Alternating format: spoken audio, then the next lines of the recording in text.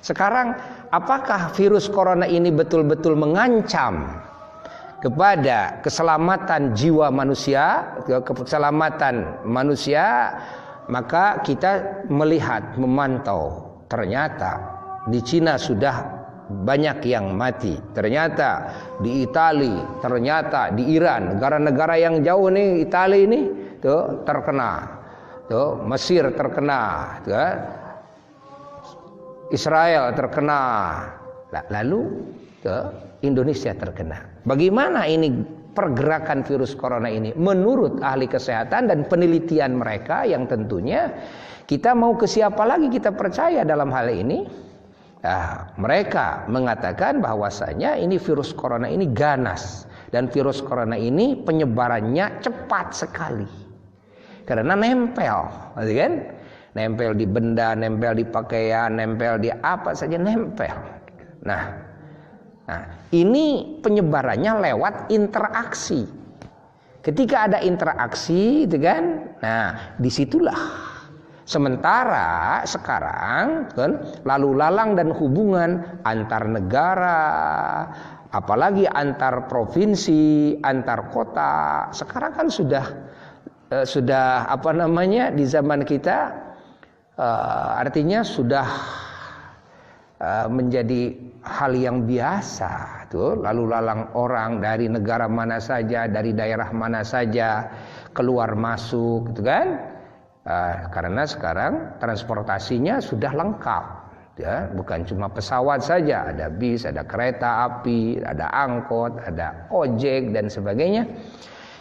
Sehingga melalui hal seperti itulah virus corona ini bisa gampang menyebar luasnya. Nah, bagaimana kalau memang betul-betul menurut ilmu kesehatan dan bukti, kan, memang terjadi seperti itu, maka ini menjadi perhitungan di dalam usul fikih. Menjadi perhitungan di dalam usul fikih. Nah, bagaimana nanti menurut usul fikih?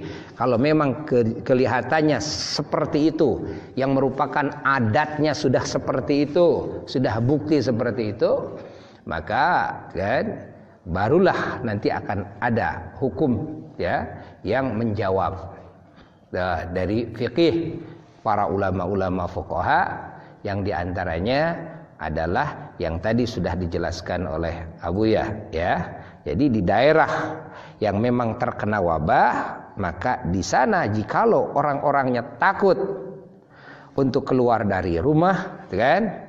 Orang yang sehat nih, orang yang sehat takut keluar dari rumah, takut kena, maka tidak diwajibkan bagi yang takut itu untuk melaksanakan sholat Jumat, sholat duhur di rumahnya saja, jangan keluar dari rumah, kan? Orang yang sudah terkena, jangan keluar dari rumah, ya, jangan keluar dari rumah. Jadi pertanyaannya tadi, karena ada yang bertanya juga kepada Buya, bukankah dalam keterangan orang-orang yang sholat berjamaah begini faidahnya, yang sholat subuh berjamaah begini faidahnya, wasta'inu bisabri wassalah. Kita tidak meninggalkan sholat, tapi kan berjamaahnya ini umpamanya. Nah, dalam berjamaah seperti itu, keterangan-keterangan itu tentunya keterangan-keterangan dalam suasana, dalam saat ya tidak ada asbab. Nah, itu kan tidak ada asbab. Nah, kalau tidak ada asbab, ya tafadhal. Nah, ini bukankah ini menyembuhkan? Pertanyaannya begini. Ya. Kalau kita umpamanya, sayalah, dan naudzubillah min dzalik. Kalau saya yang terkena virus corona, lalu saya akan datang berjamaah ke masjid kalian. Boleh enggak? Ini pertanyaan logika, ini logis nih, kan? Kalau saya yang terkena virus coronanya, lalu saya datang ke majelis taklim kalian, berkumpul dengan kalian, boleh gak menurut kalian? Sekarang menurut adat saja tentu akan ditolak.